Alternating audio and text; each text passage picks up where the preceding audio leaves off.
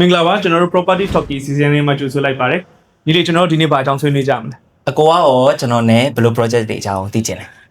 အခုကျွန်တော်ကြားနေရပါတော့လူပြောအရမ်းများနေတဲ့ The Monument Saturn project နဲ့ပတ်သက်ပြီးတော့မှကျွန်တော်ဆွေးနွေးကြမှာ Okay so ကောင်းပါတယ် so The Monument Saturn ကကျွန်တော်လည်းမနေ့တုန်းကအဲ့ project ကိုတက်ကြည့်ထားတယ်ကျွန်တော် project location လေးချက်တော့ကြည့်ထားတယ်ဆိုတော့ဒီ project ကလည်းလက်တော်တော်လေး hot ဖြစ်နေတာဆိုတော့အကိုနဲ့တစ်ချက်လေ့လာကြည့်ကြမယ်ပေါ့နော်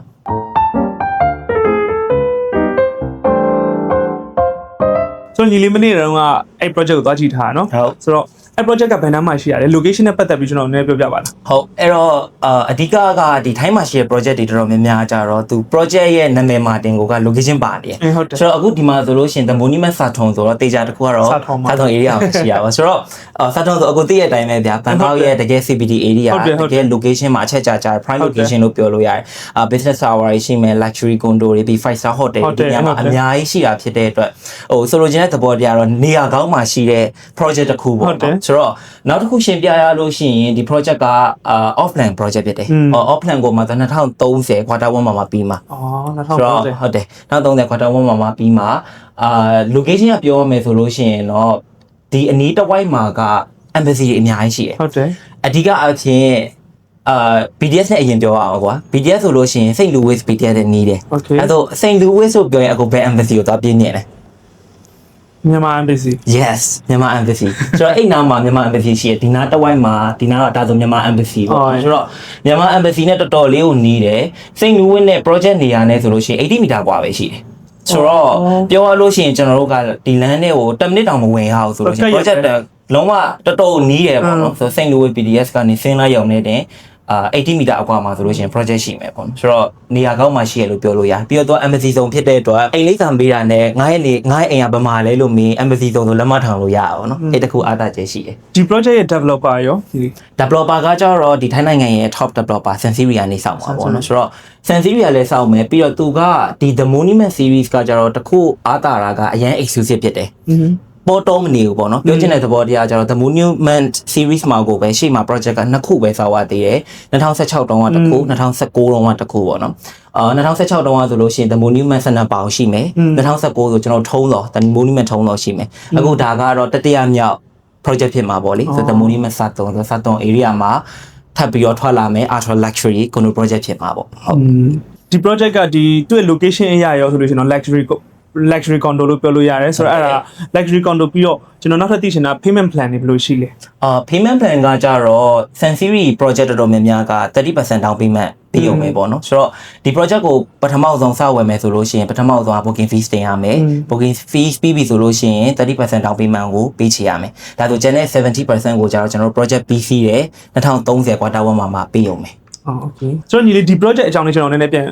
နည်းအသေးစိတ်ရှင်းပြပါလားဟုတ်ဆိုတော့ဒီ project ကိုကျွန်တော်ပထမဆုံးပြောရမယ်ဆိုလို့ရှိရင်ခုနကပြောခဲ့လို့ပဲပေါ့နော်ထိုင်းနိုင်ငံရဲ့ top developer Sanseri ကနေပြီးတော့မှဆောက်လုပ်မဲ့ project ဖြစ်တယ်ပြီးတော့သူက offline ကိုမှ2030 quarter 1မှာပြီးမယ်ပေါ့နော်ဆိုတော့သူကဒီ project ကိုကြတော့ကျွန်တော်တို့ကSaturn ဒီလမ်းမကြီးဒါSaturnလမ်းမကြီးပေါ့နော်ဒါဆိုရင်ဒါSaturn 10လမ်းပေါ့နော်အဲ့10လမ်းပေါ်မှာကျွန်တော်တို့စောင့်မယ်ဆိုတော့ညီအကျယ်က1 line ကြောပေါ်မှာစောင့်မယ်ပေါ့နော်ဆိုတော့သူကအထက်က29ဓာတ်ရှိမယ်unit ပေါင်းကတော့ total unit ကတော့185 unit ရှိမယ်ဆိုတော့လုံးဝ exclusive ဖြစ်တယ်တကယ် privacy exclusivity ကိုအလေးထားတဲ့မိသားစုဝင်တွေရွေးချယ်လို့ရမယ် project ကောင်းတစ်ခုဖြစ်မယ်ပေါ့နော်ဆိုတော့နောက်တစ်ခုထူးခြားတာကြတော့ဒီ project က pet friendly ကုန်လို့ဖြစ်တယ်ဆိုတော့တကယ် full X family member လေးတွေရှိတဲ့မိသားစုဝင်တွေအတွက်ဆိုလို့ရှိရင်တော့ဒီကုန်လို့ project ကိုရွေးချယ်လို့ရမယ်ပေါ့နော်ဆိုတော့အဲ့တစ်ခုကောင်းမယ်နောက်တစ်ခုကကြတော့သူက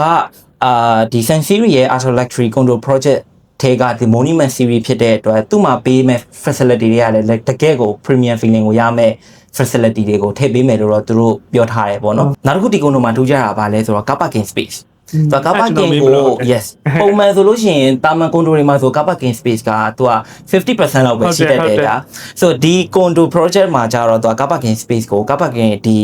ratio ကို 102% ထိထားပေးတယ်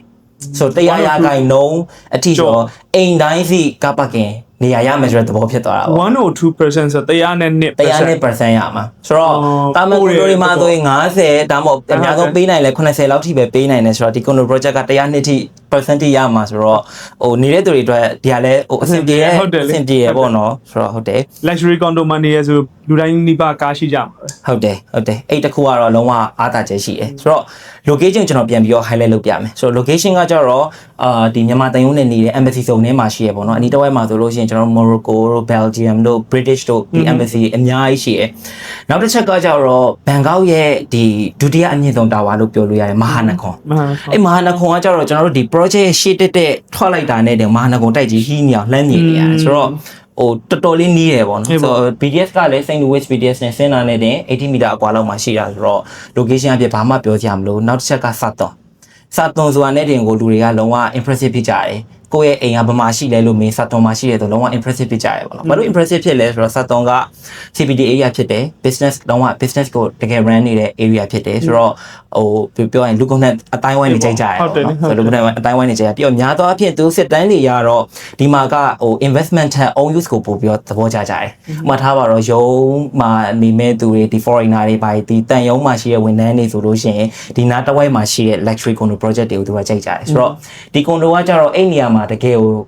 စောက်လုံးမဲ့ high-rise condo ဖြစ်တဲ့အတွက်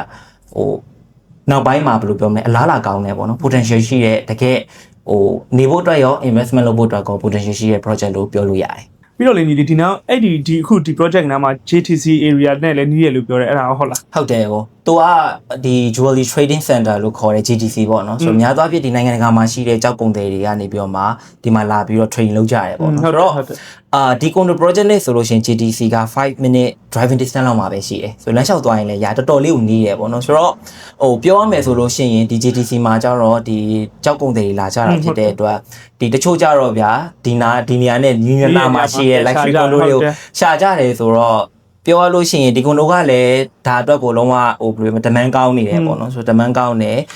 ပြန်ကိုကတကယ်လို့ဝယ်ပြီးတော့ပြန်ငှားထားမယ်ဆိုလို့ရှိရင်လည်း rental demand ရော rental ရေးအတွက်ကောဘာမှပူစရာမလိုတဲ့အနေအထားကိုရှိတယ်ဆိုတကယ်လို့ဒီမှာဒီ JTC မှာ trade လုပ်မဲ့ကြောက်ကုန်တွေအနေနဲ့လည်းနီးနားမှာ luxury condo project ကိုရှာနေတယ်ဆိုလို့ရှိရင်ဒီ condo project ကတော့ဟိုတင့်တော်တယ်ပေါ့နော်ရွေးချယ်လို့ရတဲ့ project မျိုးဖြစ်တာပေါ့ Okay ညီလေ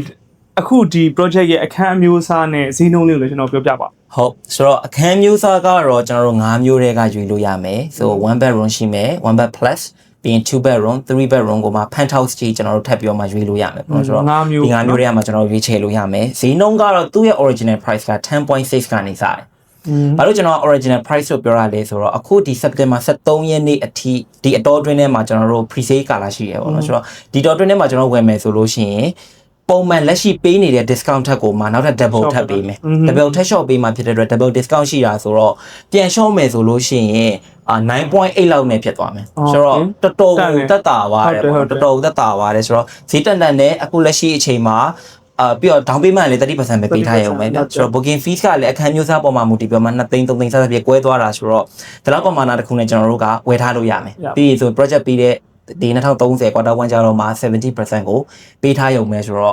့ဟိုအခုချိန်မှာဝယ်မယ်ဆိုလို့ရှိရင်ဈေးပိုတန်တယ်ဈေးလည်းပိုတန်တယ် discount ကလည်း double discount ပေးထားတာဖြစ်တဲ့အတွက်တော်တော်လေးအဆင်ပြေတဲ့ဟိုဝယ်ဖို့တော်တော်လေးအဆင်ပြေတဲ့အချိန်ကာလတစ်ခုဖြစ်နေရပါလိမ့်နော်ဟုတ်တယ်ဆိုတော့ညီလေးဒီ project က off plan project ဆိုတော့ AI ရောကြပြီလားဟုတ် AI ကြပြီသားကိုဆိုတော့စိတ်ချလက်ချနဲ့ဝယ်လို့ရမယ်ပေါ့နော်ဟုတ်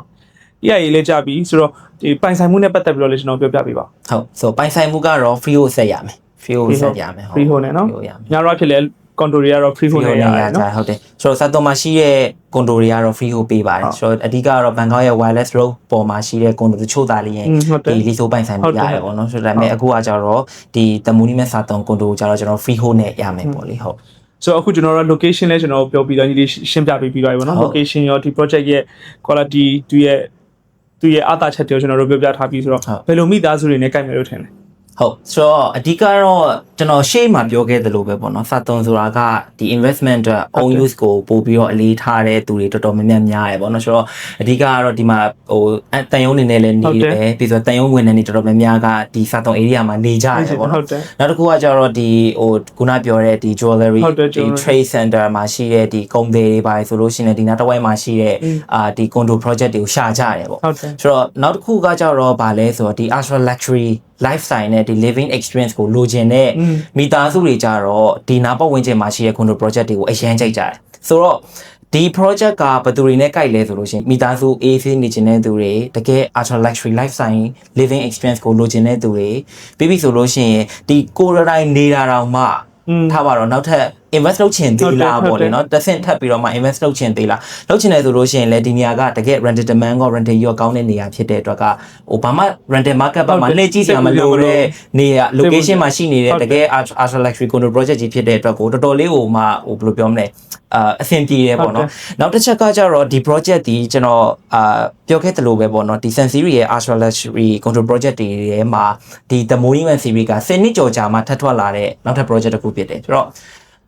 location ရကောကပြောရမယ်ဆိုလို့ရှင် supply တကယ်ကို restricted ဖြစ်တယ် limited ရှိနေတဲ့နေရာမှာ